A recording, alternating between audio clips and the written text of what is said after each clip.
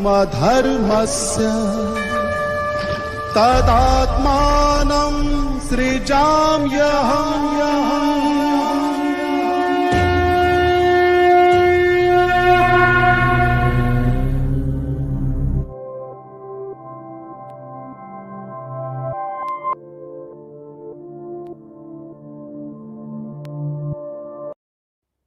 ओम शांति।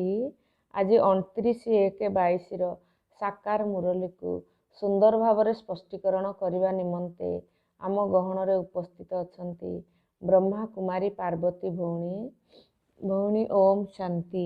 ओम शांति।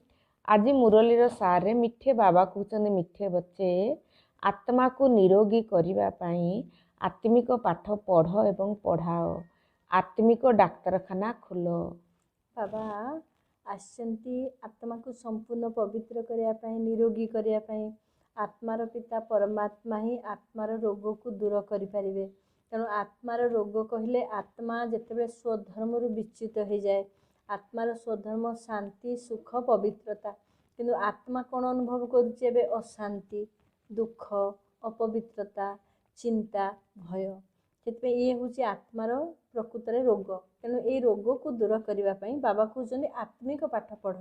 आत्मिक पाठ पढ़ा माने कौन, आत्मा कौठू आसी रंगमंच को केबे ठारू आसी परम धाम रु केबे ठारू आसला। तेणु आत्मा केते जन्म होला पार्ट प्ले कर सारा। तेणु आत्मार अनादि स्वरूप कौन आदि स्वरूप कौन आम ये सब जाना। तेणु ये सब जानिला परे पुणी आत्मा को शत प्रधान पवित्र करने आम आत्मा पाठ पढ़ा अर्थात आत्मा पाठ को रियलाइज करवा बारंबार अभ्यास करवा। आमे केवल अभ्यास कले हेब नहीं, सारा विश्व रे समस्ते केमिति जानबे से आत्मिक डाक्तरखाना अर्थात घरे घरे पाठशाला खोली दियो बा सेंटर खोली दियो जोठी किछि जन बसिकी ज्ञान शुणिबे राजयोगर अभ्यास करि परिबे। आजिर प्रश्न रे बाबा पचारुचंती केउ गोटिए आशा रखिबा द्वारा अन्य सबु आशा गुड़िक स्वतः पूर्ण हो जाई थाए। बाबा उत्तर रे कहउचंती केवल बाबा को याद करी सर्वदा सुस्थ रहिबार आशा रख। जदि ज्ञान जोगर आशा पूर्ण करिदेल तेबे अन्य सबु आशा गुड़िक स्वतः पूर्ण हो जिवो। पिला मानंकु कौनसी प्रकारर कु अभ्यास रखिबा उचित नुहे, सर्वगुण संपन्न हेबाकु पड़िबो। जदिओ समस्तंक पाखरे किछि ना किछि दुर्बलता रहिछि किंतु सेवा निश्चय करिबाकु हेबो। तेणु बाबा कहते गोटे आशा पूरा कले सबु आशा पूरा हो से आशा कौन ज्ञान जोगर आशा। तेणु आम ज्ञान जोगर आशा माने कौन आम सब परमात्मा को याद करवा। जिते परमात्मा को आम याद करवा आत्मा निरोगी हो आत्मा शक्तिशाली हो। तेणु जोग कले निरोगी हेब आ ज्ञानर बल द्वारा आत्मा धनवान हो। तेणु बाबा कहते जहाँ भी दुर्बलता थाउ पछके आम समस्ते सेवा करवा उचित, कारण आम सेवा कले ही आमको ताकत मिल शक्ति मिल आ सेवा कले ही आमर जोग मध्य लागिबो आत्मा निरोगी हो पारिबो। आज गीत अच्छी धीरज धर मनुआ तेरे सुख के दिन आए कि आए। ओम शांति। पिला माने गीत सुनिले वर्तमान समय रे सबु आत्मा मानकु धैर्य दिया जाउछि। आत्मा रे ही मन बुद्धि रहिछि, आत्मा ही दुखी होई थाए, सेथि पाई ही बाबा को डाकी थांती हे पतित पावन परम पिता परमात्मा आस। केबे हेले ब्रह्मा विष्णु शंकर को पतित पावन कुहा जाए नाही। जदि सेमानंकु पतित पावन कुहा जाऊ नाही तेबे लक्ष्मी नारायण राम सीता आदि को मध्य कुहा जाई पारिबो नाही। पतित पावन तो जणे ही अटंती, विष्णुकर चित्र ही पवित्र अटे। सीए हेउचंती विष्णुपुरीर मालिक, विष्णुपुरी स्थापनकारी शिव बाबा अटंती। तेणु बाबा कहते जे एबे धैर्य धरतु पिला माने धीरज धर धैर्य धर, कारण तुमर सुखर दिन आसी जाउछि। तेणु गीतर अर्थ हूँ गीतर मध्य आ गोटे पंक्ति अच्छी तेरे सुख के दिन तो आएगा, तकदीर का सूरज चमकेगा और गम का बादल हट जाएगा। तेणु भाग्यर सूर्य आम जीवन रूपी सूर्य उदय हो जाउची, माने सूर्यर किरण जमी प्रकाशित हो जाउची, आम जीवन पूरा कौन हो जाउची, फलीभूत हो जाउची। अर्थात प्रत्येक क्षेत्र में आमको सफलता मिलिबो। तनर सुख, मनर सुख, धनर सुख, संबंधर सुख, प्रकृति द्वारा सुख, केवल सुख ही सुख आसीबो। आ कौन जिते प्रकार दुख अच्छी सब हटिଯିବ। कौन पाई ना आत्मार पिता परमात्मा आसचंती, जे कि पतित पावन बोली कहा जाउची। तेणु बाबा कहले ब्रह्मा को पतित पावन कहाଯିबनी, विष्णु को मध्य कहाଯିबनी, शंकर को मध्य पतित पावन कहाଯିबनी। तेणु पतित पावन परम पिता परमात्मा बे आसी आत्मार सबु रोग दुख को मिटेई दउछंती। रुहानी अस्त्रोपचार अटे, ସେଥିପାଇଁ ବୋର୍ଡରେ ନାମ ମଧ୍ୟ ଏହିପରି ଲେଖିବା ଦରକାର। ବ୍ରହ୍ମା କୁମାରୀ ରୁହାନୀ ଈଶ୍ୱରୀୟ ବିଶ୍ୱବିଦ୍ୟାଳୟ, ଏଥିରେ ରୁହାନୀ ଅକ୍ଷର ନିଶ୍ଚୟ ଲେଖିବା ଦରକାର। ରୁହାନୀ ଡାକ୍ତରଖାନା ମଧ୍ୟ କହିପାରିବ, କାହିଁକି ନା ବାବାଙ୍କୁ ଅବିନାଶୀ ଡାକ୍ତର ମଧ୍ୟ କହୁଛନ୍ତି। ପତିତ ପାବନ ଜ୍ଞାନର ସାଗର ମଧ୍ୟ କହୁଛନ୍ତି। ସିଏ ଧୈର୍ଯ୍ୟ ଦେଉଛନ୍ତି ଯେ ପିଲାମାନେ ମୁଁ ଆସିଛି, ମୁଁ ଆତ୍ମାମାନଙ୍କୁ ପାଠ ପଢ଼ାଉଛି, ମୋତେ ପରମାତ୍ମା ବୋଲି କହୁଛନ୍ତି। ଆତ୍ମା ହିଁ ରୋଗୀ ହୋଇଯାଇଛି, ଆତ୍ମାରେ ହିଁ ଖାଦ ମିଶି ଯାଇଛି। ସତ୍ୟ ଯୁଗରେ ପବିତ୍ର ଆତ୍ମାମାନେ ରହିବେ, ଏଠାରେ ଅପବିତ୍ର ଆତ୍ମାମାନେ ଅଛନ୍ତି। ସେଠାରେ ପୁଣ୍ୟ ଆତ୍ମାମାନେ ଥିବେ, ଏଠାରେ ପାପ ଆତ୍ମାମାନେ ଅଛନ୍ତି। ସମସ୍ତ ଆଧାର ଆତ୍ମାରେ ରହିଛି। ବାବା କହୁଛନ୍ତି ଯେ ସେମାନଙ୍କୁ ପଚରା ଯାଉଛି ଯେ ପରମ ପିତା ପରମାତ୍ମାଙ୍କ ସହିତ ତୁମର କ'ଣ ସମ୍ବନ୍ଧ ରହିଛି? ପ୍ରଜାପିତା ବ୍ରହ୍ମା ଏବଂ ଜଗତ ଅମ୍ବାଙ୍କ ସହିତ ତୁମର କ'ଣ ସମ୍ବନ୍ଧ ରହିଛି? ରାଜରାଜେଶ୍ୱରୀ ଲକ୍ଷ୍ମୀ ନାରାୟଣଙ୍କ ସହିତ ତୁମର କ'ଣ ସମ୍ବନ୍ଧ ରହିଛି? ସିଏ ତ ସ୍ୱର୍ଗର ମାଲିକ ଅଟନ୍ତି, ସ୍ୱର୍ଗର ରଚୟିତା, ନିଶ୍ଚୟ ସେମାନଙ୍କୁ ସମ୍ପତ୍ତି ଦେଇଥିବେ। ସିଏ ତ ବିଷ୍ଣୁପୁରୀର ମାଲିକ ଅଟନ୍ତି ନା। ମୁଖ୍ୟ ଚିତ୍ର ହେଉଛି ଶିବ ବାବା ଏବଂ ବ୍ରହ୍ମା, ବିଷ୍ଣୁ, ଶଙ୍କରଙ୍କର। ବିଷ୍ଣୁଙ୍କର ମଧ୍ୟ ସଜ୍ଜିତ ହୋଇଥିବା ରୂପ ଦେଖାଉଛନ୍ତି। ବିଷ୍ଣୁ ଦ୍ୱାରା ପାଳନା, ଶଙ୍କରଙ୍କ ଦ୍ୱାରା ବିନାଶ କରୁଛନ୍ତି। ବାବା କହୁଛନ୍ତି ଯେ ତୁମେ ନିଜକୁ ନିଜେ ପଚାର, ପ୍ରକୃତରେ ପରମାତ୍ମାଙ୍କ ସହିତ ତୁମର ସମ୍ବନ୍ଧ କ'ଣ, ବ୍ରହ୍ମାଙ୍କ ସହିତ ସମ୍ବନ୍ଧ କ'ଣ, ବିଷ୍ଣୁଙ୍କ ସହିତ କ'ଣ ସମ୍ବନ୍ଧ, ଲକ୍ଷ୍ମୀ ନାରାୟଣଙ୍କ ସହିତ ତୁମର ସମ୍ବନ୍ଧ କ'ଣ, ଏମାନେ କେବେ ଥିଲେ, ତୁମେ ନିଜେ ପଚାର। ବାବାଙ୍କର କହିବାର ଅର୍ଥ, ଯଦି ଆମେ ନିଜ ମନ ଭିତରେ ପ୍ରଶ୍ନ ନ ଉଠେଇବା, ତାହେଲେ ଜ୍ଞାନର ମନନ ଚିନ୍ତନ ନ ଚାଲିବ, ତାହେଲେ ଆମ ଭିତରେ ନିଶ୍ଚୟର ନଶା ବଢ଼ିବ ନାହିଁ। କାରଣ ବାବା ନିଜେ କହୁଛନ୍ତି ମୁଁ ହିଁ ଆସିଛି ନିଜେ ତୁମକୁ ବର୍ତ୍ତମାନ ନିରୋଗୀ କରିବା ପାଇଁ, ତୁମର ଖାଦ ଆତ୍ମାରେ ଯେଉଁ ଖାଦ ପଡ଼ିଛି ଖାଦକୁ ବାହାର କରିଦେବା ପାଇଁ। ତେଣୁ ଆମେ ଯଦି ପଚାରିବା ପ୍ରକୃତରେ ଲକ୍ଷ୍ମୀନାରାୟଣ କିଏ ଥିଲେ କେବେ, ଯଦି ଆଜି ଲକ୍ଷ୍ମୀନାରାୟଣଙ୍କ ଚିତ୍ର ଆମେ ପୂଜା କରୁଛନ୍ତି, ତାଙ୍କ ଫଟୋ ଚିତ୍ର ଦେଖୁଛନ୍ତି, ତାହେଲେ କେବେ ଦିନେ ଚୈତନ୍ୟରେ ଥିଲେ ତ ସେମାନଙ୍କୁ ଏଇଭଳି ଯୋଗ୍ୟ ବନେଇଲେ କେବେ, ସେ କେବେ ବନିଲେ? ଯଦି ଆମେ ଜାଣିବା ପାଇଁ ଚେଷ୍ଟା କରିବା ତାହେଲେ ବର୍ତ୍ତମାନ ସମୟର ମହତ୍ତ୍ୱକୁ ବୁଝିପାରିବା ଆଉ ଆମେ ପୁରୁଷାର୍ଥ କରିବା। ରାମ, ସୀତା, ଲକ୍ଷ୍ମୀ ନାରାୟଣ, ଏହା ହିଁ ମୁଖ୍ୟ ଚିତ୍ର ଅଟେ। ଏହା ପରେ ପୁଣି ଚିତ୍ର ରହିଛି ରାବଣର। ଏହା ମଧ୍ୟ 4-6 ଫୁଟର ହେବା ଦରକାର। ରାବଣକୁ ବର୍ଷ ବର୍ଷ ଧରି ଜଳାଉଛନ୍ତି। ଏହା ସହିତ ତୁମର କ'ଣ ସମ୍ବନ୍ଧ ରହିଛି? ଏହାକୁ ଜଳାଉଛନ୍ତି, ଅର୍ଥାତ୍ ଇଏ ନିଶ୍ଚୟ ବହୁତ ବଡ଼ ଶତ୍ରୁ ଅଟେ। ପ୍ରଦର୍ଶନୀରେ ଏହାର ବହୁତ ବଡ଼ ଚିତ୍ର ରହିବା ଦରକାର।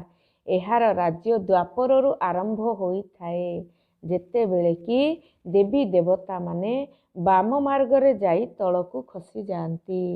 ତେଣୁ ବାବା କହୁଛନ୍ତି ଯେ ଆମେ ତ ଲକ୍ଷ୍ମୀ ନାରାୟଣଙ୍କ ବିଷୟରେ ବି ଜାଣିବାକୁ ଚେଷ୍ଟା କଲେ, ଆଉ ଚେଷ୍ଟା କରିବା ବି, ଆଉ ତା ସହିତ ରାବଣ କ'ଣ, ରାବଣର ଚିତ୍ର ବହୁତ ବଡ଼ କରିକି ରଖିବା ଦରକାର।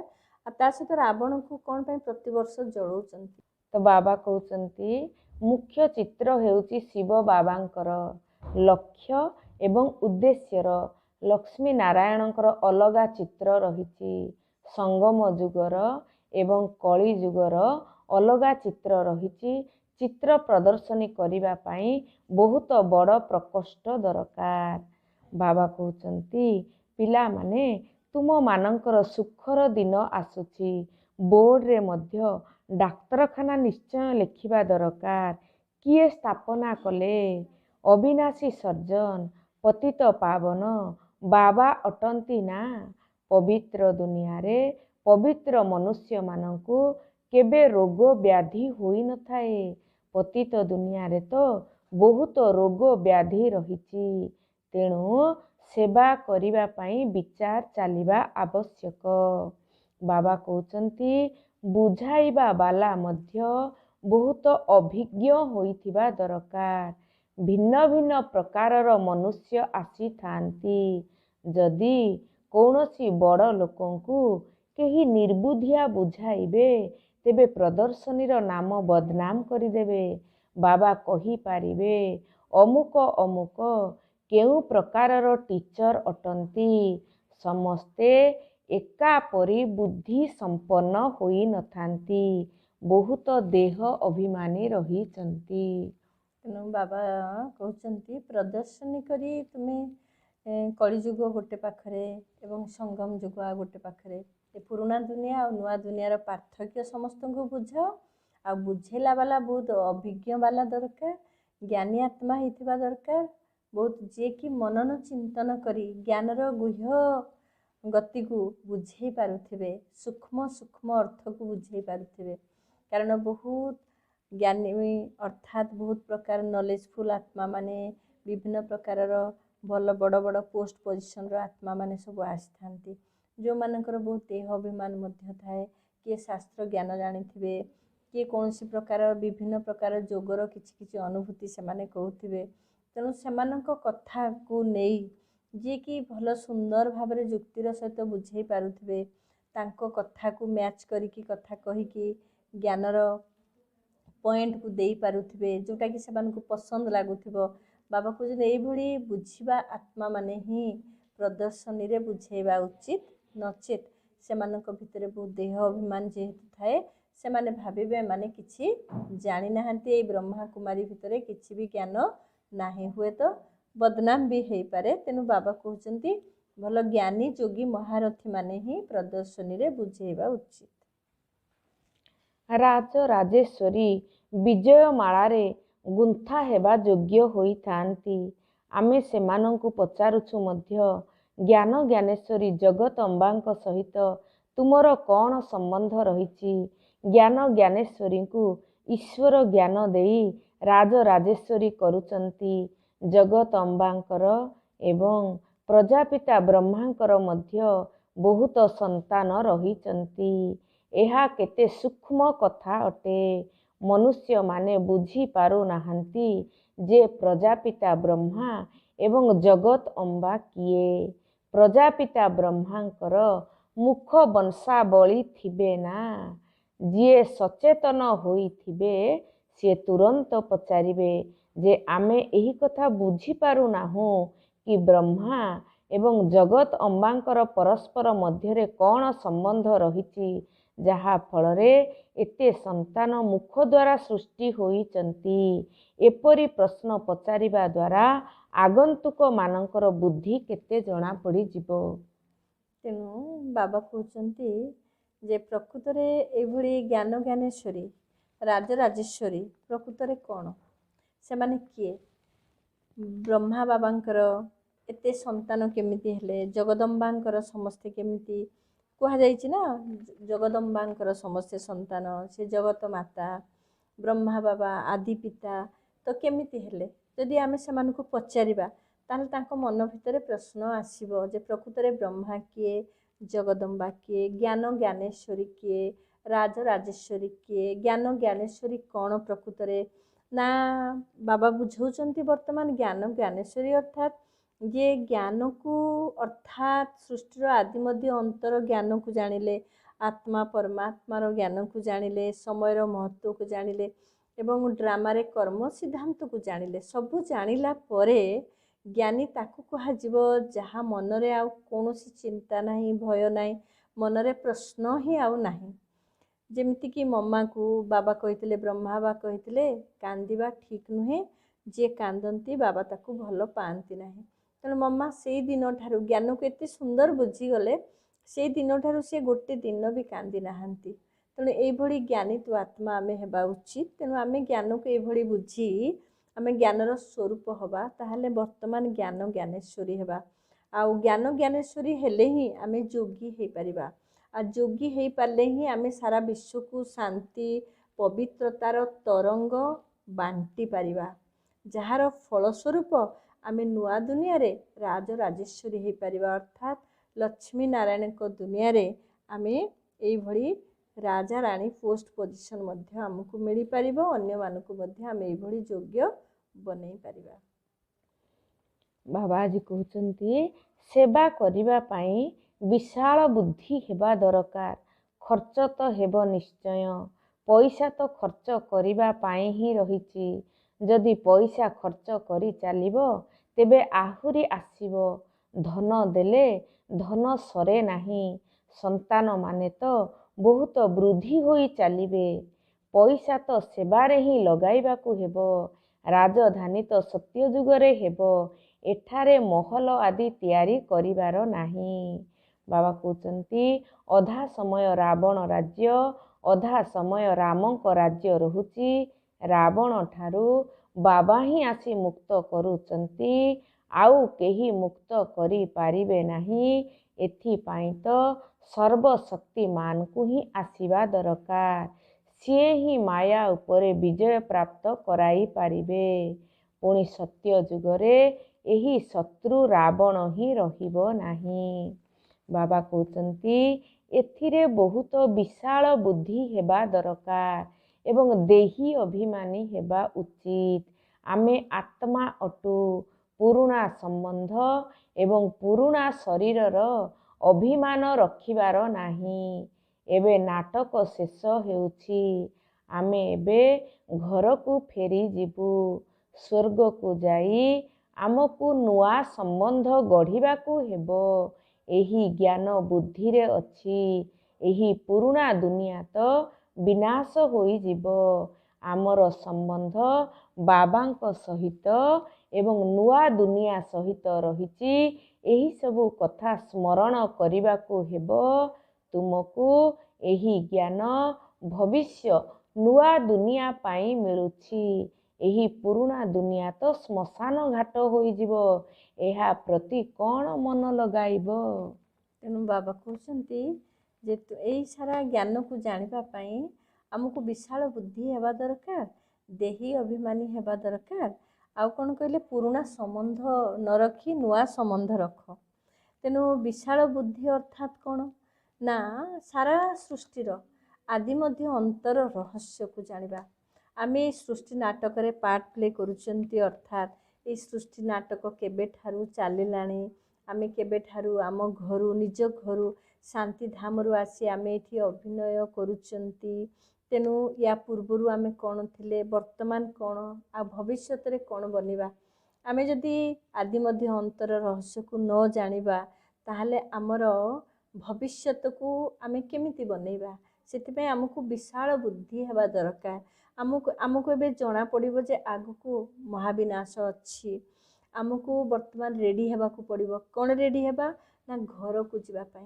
तेणु आमे जे जोठी चाहे वर्तमान किए बहुत धनवान होइथाओ, किए गरीब होइथाओ, किए बयस दृष्टिकोण किए छोट बच्चा होइथाओ, किए बुढ़ा होइथाओ, किए आज ही आईएएस ऑफिसर जने आज ही जॉब रे जॉइन करिथाओ, जहाँ भी हो किंतु समय समस्तଙ୍କ ପାଇଁ समान समय रे आसीबो। तेणु बाबा हमको लास्ट क्वेश्चन भी डिक्लेयर कर देइचंती। दुनिया रे कोन क्वेश्चन के दुनिया एग्जाम रे क्वेश्चन जना न थाए, हमको क्वेश्चन जना अछि किंतु समय जना नाही। तेणु हमको नष्ट महास्मृति लब्धा ये होची हमर क्वेश्चन। तेणु आमे 1 सेकेंड रो परीक्षा पेपर आमे पास करिबा। तेणु नष्ट महास्मृति लब्धा अर्थात ଏ ଦୁନିଆ को पुरुणा संबंध को भूलिबा आ स्मृति लब्धा अर्थात आमे मु आत्मा परम धाम निवासी परमात्मा संतान मु एबे घर को जाउछि तेणु एतिकी अभ्यास पाई पुरुणा संबंध को त्याग करिबा। पुरुणा संबंध माने देह संबंध को अर्थात आत्मिक दृष्टि आत्मिक वृत्ति रखी आमे संबंध रखिबा। सेवा योग्य संतान माने ही हृदय सिंहासन रे रही थांती। एबे केही परिपूर्ण होई नाहंती। दुर्बलता तो समस्तंक पाखरे रही थाए। आगकू जाई परिपूर्ण हेबाकू पड़िबो। शौक रहिबा आवश्यक। मनुष्य मानंकर जीवन किपरि गढ़िबू। कंटा को फूल सदृश करिबाकू हेबो। बाबा मध्य कंटा भली मनुष्य मानंकू फूल सदृश करूछंती। देवता सदृश तैयारी करूछंती। सेथि पाई ज्ञान एवं जोग मध्य आवश्यक। पिला मानंकर संख्या वृद्धि होई चालिबो। तेबे आउ केही विरोध करिवे नाही सहयोगी होई जिबे। बाबा कहउचंती प्रत्येक कथारे ध्यान देबाकू पड़ुची। सेथि पाई ऑलराउंड बुद्धि थिबा आवश्यक। सेवा ठीक रीति रे केही करूचंती ना करू नाहंती। केही आराम बा सुख सुविधा पसंदित नाहंती। सारा दिन एहा दरकार ताहा दरकार तो कहू नाहंती। एहाकू कुहा जाए लोभ। भल पोशाक दरकार भल भोजन दरकार आशा मध्य बहुत रहुची। वास्तव रे यज्ञरु जहा मिलिला ताहा भल। सन्यासी माने केबे अन्यर जिनिस व्यवहार करि न थांती। बुझी थांती जे एही अभ्यास भल नुहे। शिव बाबांकर यज्ञरु सबु किछि ठीक भावरे मिली थाए। तथापि किछि आशा रही थाए। प्रथमे ज्ञान जोगर आशा तो पूर्ण कर। आशा तो जन्म जन्मांतर रखी आसीछ। एबे एही आशा रख जे बाबा को याद करिबा द्वारा आम्भे माने सदा सुस्थ रहिबा। तेणु बाबा आज कहले सेवा योग्य पिला मानकु बाबा भल पाती बहुत भल पाती। तेणु आमे सेवा करिबा तो कौन सेवा करिबा ना प्रथमे निजको परिवर्तन करिबा। स्व परिवर्तक हेले तो हम विश्व परिवर्तक हो पारिबा। तेणु निजको परिवर्तन करिया पई बाबा जी कहले पुणी कहउचंती जे जदि आमे जोगी न हबा ताहले पुणी खाइबा को इच्छा या पिंधिबा को इच्छा अर्थात परमात्मा सहित मिलन करी प्रभु मिलनर सुख जदि आमे नेबानी आमे जदि प्रसन्न चित्त हो पारिबा नाही ताहले हमको खाली एई संसारर इच्छा बढ़ी बढ़ी चलिबो। जेमती कि बाबा कहले खाइबार इच्छा रखिबा ये मध्य लोभ भल भल पिंधिबार इच्छा रखिबा बा आउ किछि देखि जिबा बुली जिबा एभली अनेक प्रकार इच्छा ही इच्छा बढ़ी बढ़ी चलिबो। जदि आमे सब बेले जोगर आनंद अनुभव न करिबा सेते बाबा कहउछथि गोटे इच्छा पूरा कर कौन ज्ञान आउ जोग। ज्ञान बल को बढ़े बढ़े चल जोग बल को बढ़े चल। जोग लागू कि न लागू जोग करिवार अभ्यास करिबा। जदि जोग करिवार अभ्यास करिबा मन बुद्धि रो मेहनत करिबा मन बुद्धि रे आत्मार पिता परमात्मा को मने पकेइबा। मन बुद्धि रे आमे परम धाम हमर निज घर परम धाम को मने पकेइबा। मन बुद्धि रे आमे पुणी नुआ दुनिया नुआ राजधानी रे राज राजेश्वरी हेबा आमे ताको अभ्यास करिबा। एई तो जोग एई अभ्यास करी करी ही आम जीवन रे आम मन बुद्धि रे जो कंटा भरी रहिछि पुरुणा स्वभाव संस्कार अन्य मानकर मध्य कंटा जहाँकू कि बाबा जी कंटा कहउछन्ती पुरुणा स्वभाव संस्कार वाला आत्मा माननकू बाबा कहउछन्ती ये सब कंटा को आमे दूर करी निजको फूल भी बनै पारिबा। आजिर वरदान बाबा आम समस्त को दौरान शक्तिशाली जोग द्वारा परिवर्तन खुशी एवं हालुका स्थितिर अनुभूति करुथुबा स्मृति स्वरूप तथा समर्थ स्वरूप हुओ। शक्तिशाली जोग एका समय रे डबल अनुभव कराई थाए।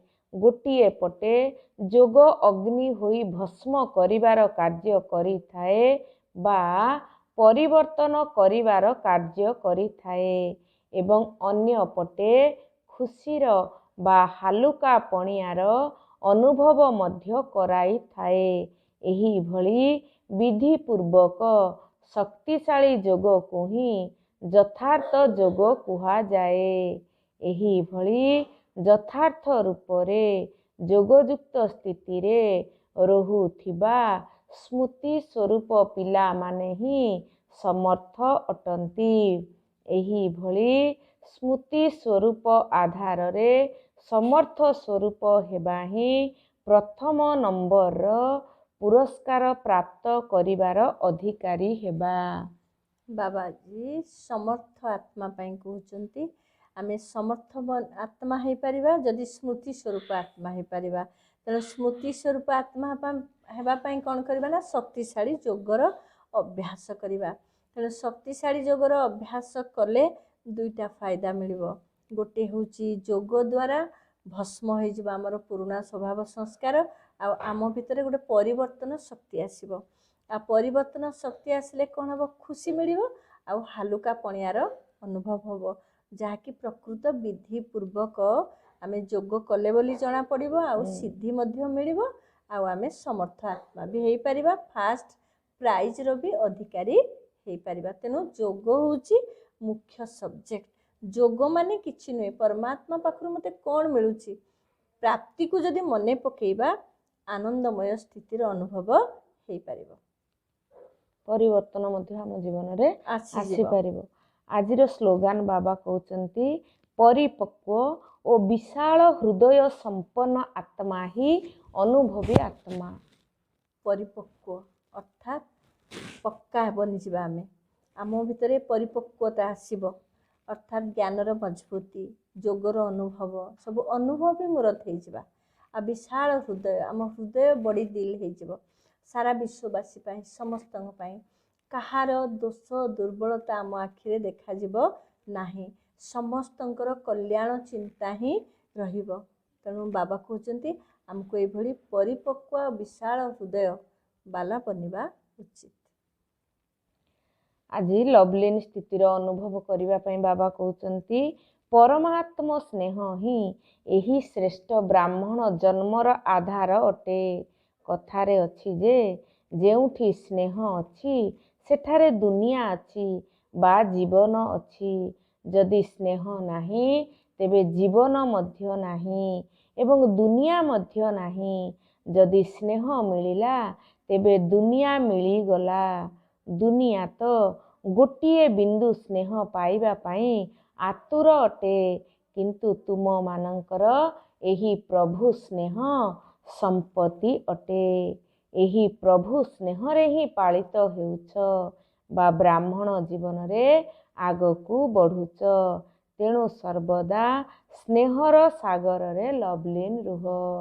ଭକ୍ତି ମାର୍ଗରେ ଆମେ ସିନା କହୁଥିଲେ ଯେ ତେରି ଏକ ବୁନ୍ଦ କେ ପ୍ୟାସି ହେ ହମ୍, ଯଦି ମୋତେ ପରମାତ୍ମାଙ୍କର ପ୍ୟାର ଗୋଟେ ବୁନ୍ଦା ବି ମୋତେ ମିଳିଯାଆନ୍ତା ତାହେଲେ ମୋ ଜୀବନ ଲାଘବ ହେଇଯାଆନ୍ତା। କିନ୍ତୁ ବାବା କହୁଛନ୍ତି ଏବେ ବ୍ରାହ୍ମଣ ଆତ୍ମା ଅର୍ଥାତ୍ ଏଇ ସଙ୍ଗମ ଯୁଗରେ ବ୍ରାହ୍ମଣ ଆତ୍ମା ମାନେ କେବଳ ପରମାତ୍ମା ପ୍ରେମ, ପ୍ରଭୁ ପ୍ରେମରେ ହିଁ ଲାଳିତ ପାଳିତ ହେଉଛନ୍ତି। ବ୍ରାହ୍ମଣ ଜୀବନର ଆଧାର ହିଁ ହେଉଛି ପ୍ରଭୁ ପ୍ରେମ। ତେଣୁ ଏଇ ପ୍ରଭୁ ପ୍ରେମରେ ହିଁ ଆମେ ସର୍ବଦା ଲଭଲିନ୍ ହୋଇ ରହିବା ଉଚିତ ବା ବୁଡ଼ି ରହିବା ଉଚିତ। ଏହିଭଳି ଆଜିର ମୁରଲୀକୁ ଭଉଣୀ ସୁନ୍ଦର ଭାବରେ ଆମ ନିକଟରେ ସ୍ପଷ୍ଟୀକରଣ କରିଥିବାରୁ ତାଙ୍କୁ ଅଶେଷ ଧନ୍ୟବାଦ ଦେଇ କାର୍ଯ୍ୟକ୍ରମକୁ ଏଇଠି ରଖୁଛୁ। ପୁଣି ଆପଣମାନଙ୍କ ସହିତ ଦେଖା ହେବ ଆଗାମୀ ଅଧ୍ୟାୟରେ। ରହୁଛୁ। ଓମ୍ ଶାନ୍ତି।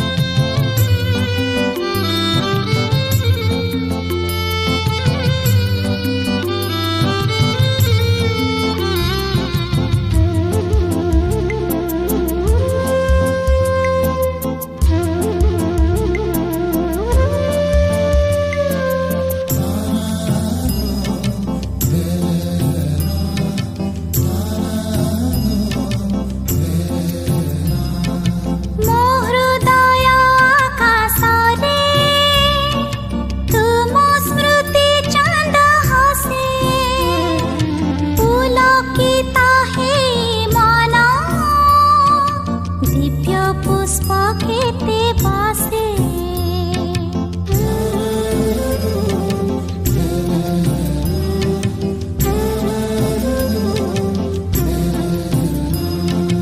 मो हृदय आकाशरे तुम स्मृति चांद हसे पुलकिता हे मन दिव्य पुष्प केते